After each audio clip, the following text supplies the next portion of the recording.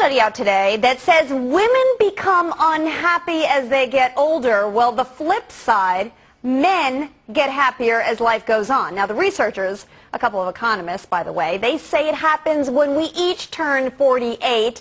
And of the major factors coming down, it's all about money. Now, what's that all about? We're going to debate it. Mark Rudolph is a no-nonsense man, and Tracy Burns, our Fox Business reporter, joins me to tell us what's really going on.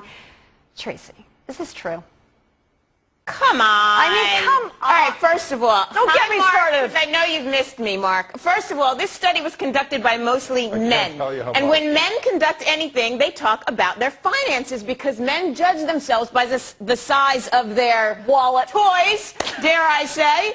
So, you put all your toys together in a parking lot and it makes you happy. If they were to ask other questions in this study about spirituality, about the other aspects of our lives, that women would have taken over. I mean, first of all, a woman hits her sexual prime at 35. Things get much better for us. Hey, I'm 35. This is good for me. All right, Mark, all right, go nuts, because I know you're going to go nuts. Well, first of all, you're presuming that unhappiness in women begins in middle age. I'd say it starts when she's a little girl, when she's taught that happiness derives from shoes, jewelry, boob jobs, and pedestals.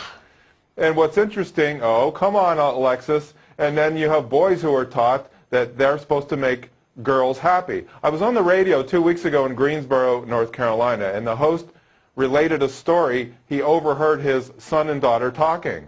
So brother goes to sister and says, "How come you always have money and I don't?"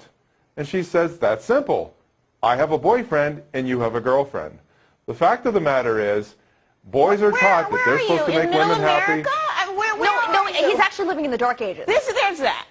I'm not living in the dark ages. This is reality. And if either of you women has ever dated women, you would know what I'm talking about. But you pretend that you don't know what I'm talking about. All right, Mark, so what's happening in middle age? What's happening in middle age here is that women who bring 70% of divorces are divorcing the men that they never wanted to marry to begin with, and so now that's what's making the men happy. That's interesting because we control the household spending, don't we? Because we're working more than ever. All right, let's get back to the survey, though, all right? Because basically what they're saying is that we are happier in our early adult life and that women are more likely than men to fulfill their aspirations earlier related to material goods and family. That is true, wouldn't you say, Tracy? And a good thing. It takes men longer to figure out what they want to do in life. Well, I just think this whole notion of basing your happiness on material goods is part of the problem, hence part of the reason that this thing was run by men in the first place. If there were women on the panel, Tracy. If there were women on the panel, they would, I mean, ask any woman if she would choose her car over her children, and she'd take the kids any day, whereas I would question a lot of men out there, quite frankly. Tracy, I can't believe what I just heard you say. There's a reason that women live longer, Mark. Let me tell you. It is because we are stronger and we are happier at the end of the day than most men, and that is factual, and you know it.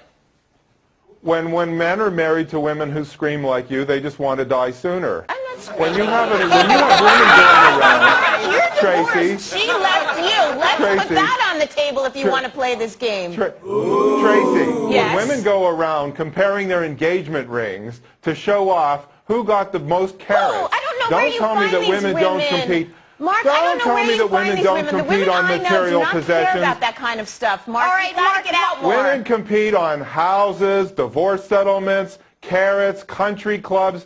Women compete on money all the time. Give me a break. Well, wait a you got second. the wrong women in your life, buddy. Well, Mark, wait a second. The stature of a lot of men is measured in the car they drive, the golf country club they belong to, and very much the place they live in. You have to admit that.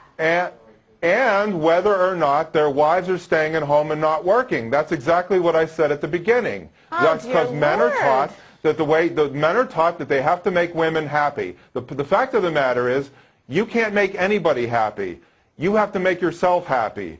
Happiness is a byproduct of achievement. So for women to say that they're unhappy, it's their own fault. Anybody who says he's unhappy, it's his own fault. Mark, everybody has to make himself or herself happy. You're giving me such a bloody headache. Yeah, I mean, where are you from? Where are you from? Dear Lord, I would never a million years teach my girls that they have to grow up to be reliant on a man, as you can well imagine. I would never teach my son that he should be attracted. But Tracy, you're the same one. You're the same one who bragged that she's so strong and so tough and doesn't need a man's money. Yet you're taking alimony. I have 3 children. Okay, Mark. You know what? So, but you don't need a man's money. All right, well, that's it.